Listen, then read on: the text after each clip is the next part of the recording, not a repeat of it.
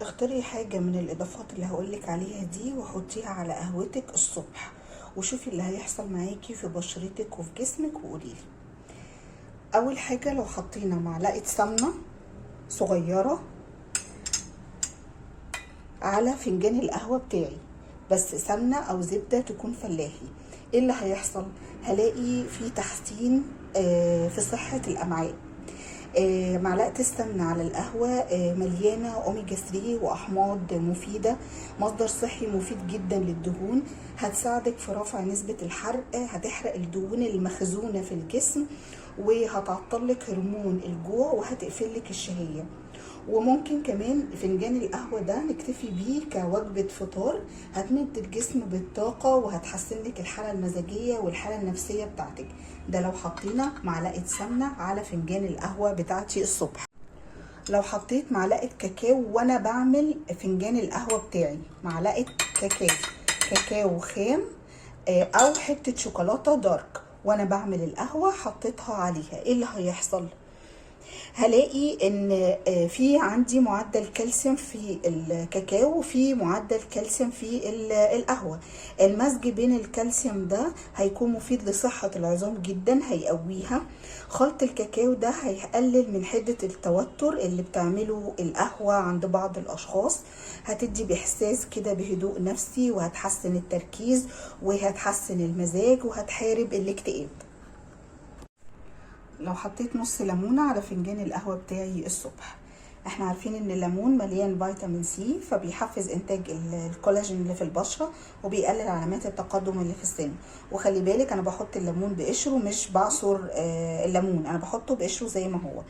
كمان الليمون على فنجان القهوه بيعالج الصداع، لانه بيحسن من تدفق الدم اللي توصل للمخ، فبيعمل على تنشيط الاوعيه الدمويه، مفيد جدا في ادوار البرد، في يعني ممكن في الشتاء في دور الانفلونزا والبرد اللي بيبقى عندنا كده، ومفيد في احتقان الجيوب الانفيه، بيساعد على علاجها وبيقفل الشهيه.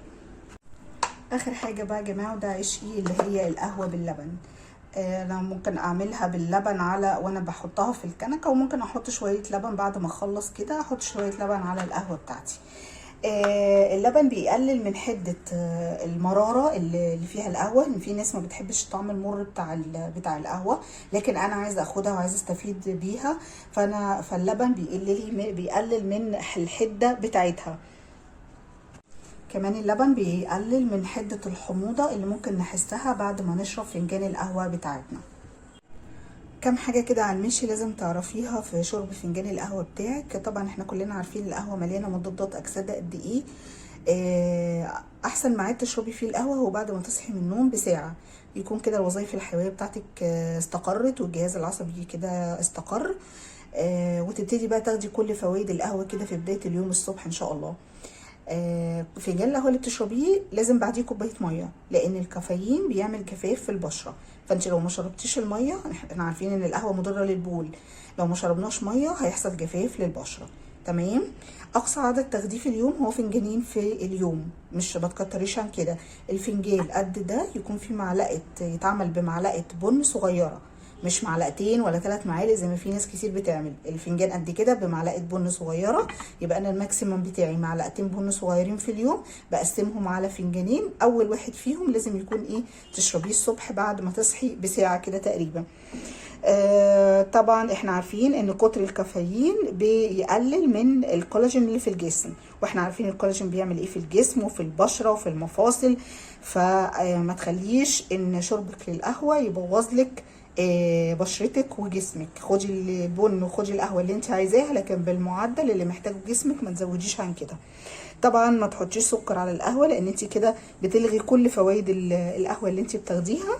اشربيها، تعودي تشربيها ساده من غير سكر، او حلي بسكر دايت، او خدي لك تمرايه قبل ما تشربي فنجان القهوه، هيقفل لك احساسك بانك عايزه حاجه مسكره. بس كده، اتمنى الفيديو يكون فاتكم، واشوفكم على خير فيديو جاي ان شاء الله.